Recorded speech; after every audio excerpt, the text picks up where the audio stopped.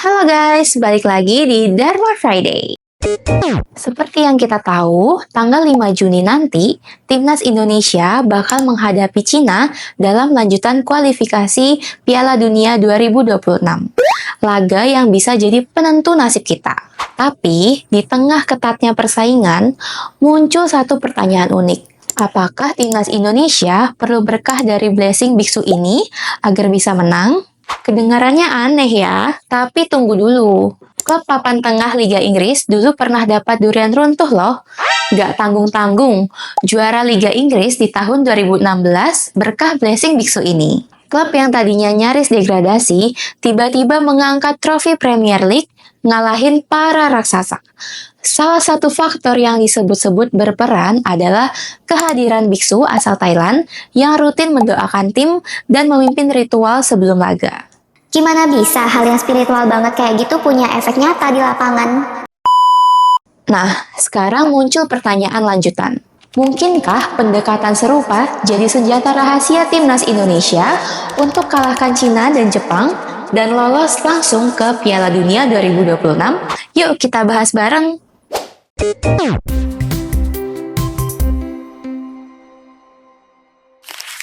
Biksu, bilioner, dan bola kok bisa nyambung ke Leicester? Jadi, sebelum bahas apakah Timnas Indonesia butuh biksu buat menang lawan Jepang dan Cina, kita mundur dulu ke 2016. Waktu dunia sepak bola dibuat tercengang. Leicester City jadi juara Liga Inggris. Klub papan bawah tanpa bintang besar tiba-tiba jadi raja di Premier League. Di balik keajaiban itu, ada sosok yang tak terduga. Seorang biksu asal Thailand bernama Prapro Mangkalachan. Dia bukan biksu biasa, tapi dikenal punya aura positif dan dipercaya membawa keberuntungan lewat doa dan ritual. Hubungannya ke Leicester bermula dari Vichai Sriwadana Prabha, pemilik klub sekaligus pengusaha asal Thailand yang taat beragama Buddha.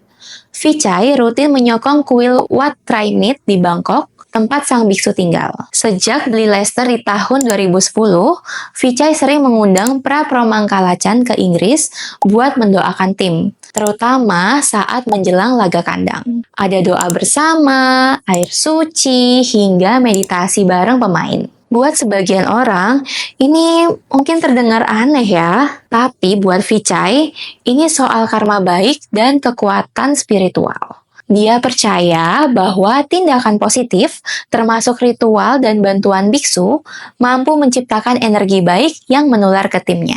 Yang menarik, Prapro Mangkalachan sudah meramalkan Leicester bakal juara sejak awal musim. Menurutnya, kekuatan ajaran Buddha soal kebersamaan dan kerja tim membantu membentuk mental pemain yang solid. Tapi, sang biksu menegaskan, ini bukan sihir. Yang kami lakukan adalah membangun karma baik lewat perbuatan positif. Sisanya tergantung usaha para pemain di lapangan. Saking besar perannya, Vichai sampai bilang para biksu itu pantas dapat medali juara. Karena buat dia, spiritualitas bukan cuma pelengkap, tapi bagian dari strategi tim. Kira-kira, kalau metode ini berhasil di Leicester, bisa nggak sih kita coba hal yang sama buat Timnas Indonesia? Tapi, sebelumnya kita bahas dulu nih. Apa aja sih bentuk kontribusi spiritual dari para biksu ini? Apakah cuma doa doang? Atau ada hal lain yang lebih ritualistik? Ritual, jimat, dan meditasi. Rahasia magis di balik kemenangan Leicester. Jadi, apa sebenarnya peran para biksu Thailand dalam kisah ajaib Leicester City? Jawabannya lebih besar dari yang kita kira. Setiap kali Leicester bertanding, biksu-biksu dari Thailand datang langsung ke Stadion King Power. Mereka melakukan ritual pemberkahan dengan membaca doa, memercikan air suci, bahkan memberikan restu ke ruang ganti dan perlengkapan pemain. Tujuannya? Mengusir energi negatif dan menyelubungi klub dengan karma baik. Nggak cuma itu, para pemain juga dikasih jimat. Prapro Mangkalachan menggantungkan liontin Buddha di leher pemain dan membagikan kain bertuah berwarna biru, putih, dan emas yang dibuat khusus. Katanya, benda-benda ini bukan sihir, tapi alat bantu psikologis untuk ningkatin moral dan kepercayaan diri. Yang unik lagi, para biksu ini juga meditasi selama pertandingan berlangsung.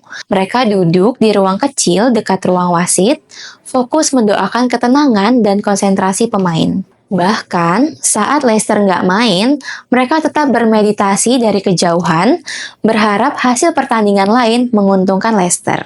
Sebelum musim ajaib 2015-2016, Vichai sudah minta para biksu mengubur benda religius di bawah rumput stadion. Sejak itu, banyak tim besar gagal menang di kandang Leicester. Ritual seperti pemberkatan lapangan menjadi tradisi rutin setiap musim. Dan setelah Leicester resmi juara, para biksu mencetak banner klub versi suci dan menyiapkan jimat emas spesial untuk para pemain dan pelatih Ranieri sebagai bentuk bersyukur dan penghormatan spiritual. Tapi, semua ini bukan soal mistis. Kata Prap Romangkalachan, ini bukan sihir.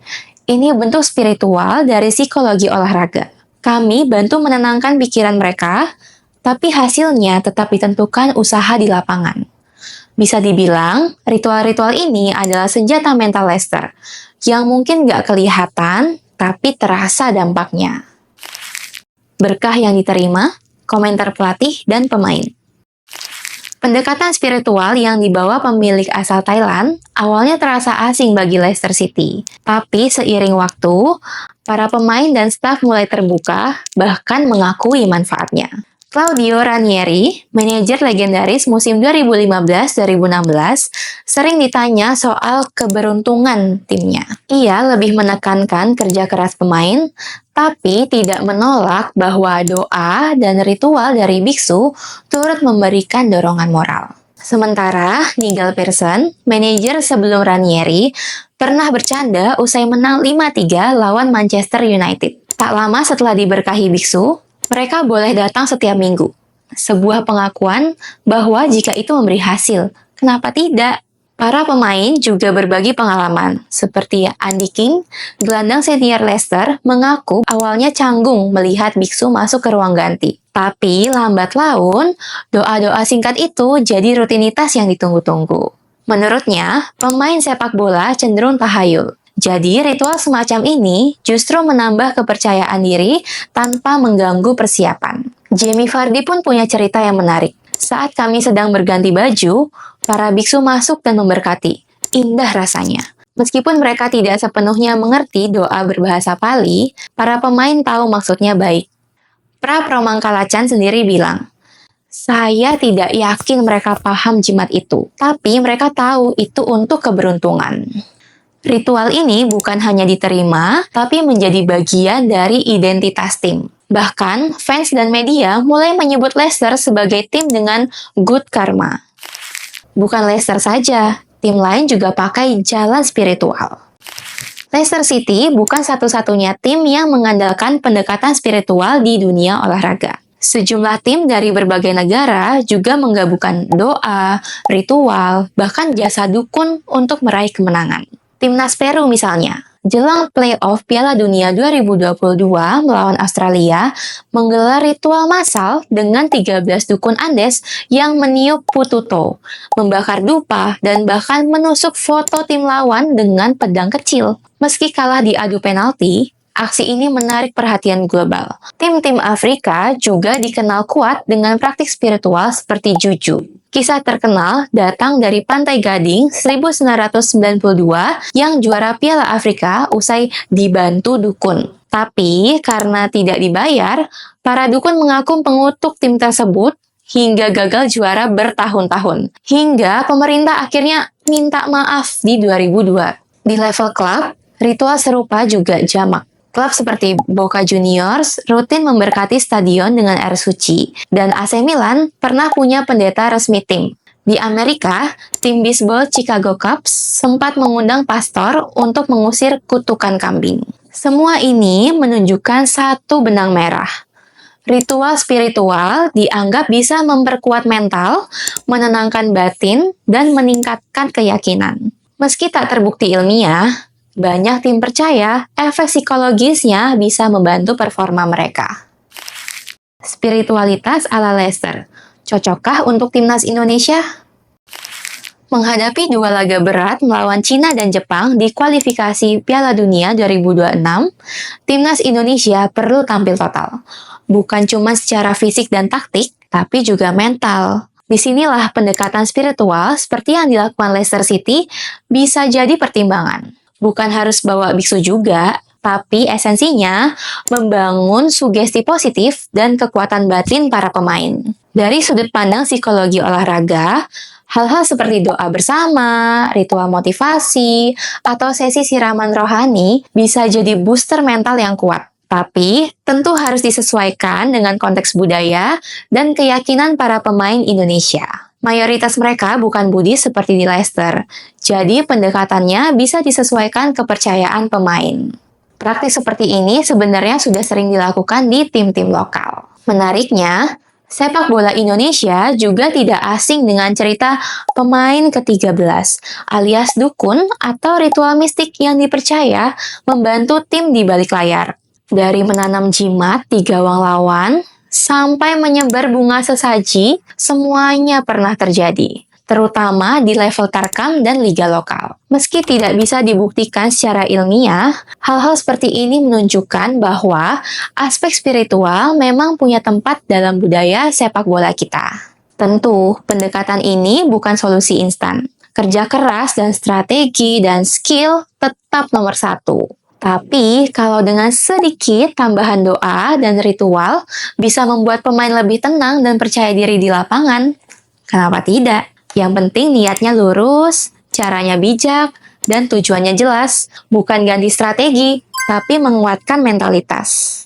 Jadi, kesimpulannya, pendekatan spiritual bukanlah kunci utama kemenangan, tapi bisa menjadi bahan bakar tambahan bagi mental dan semangat juang timnas Indonesia. Selama dijalankan secara inklusif dan selaras dengan kepercayaan para pemain, doa atau ritual rohani dapat memperkuat rasa kebersamaan, fokus, dan keyakinan diri.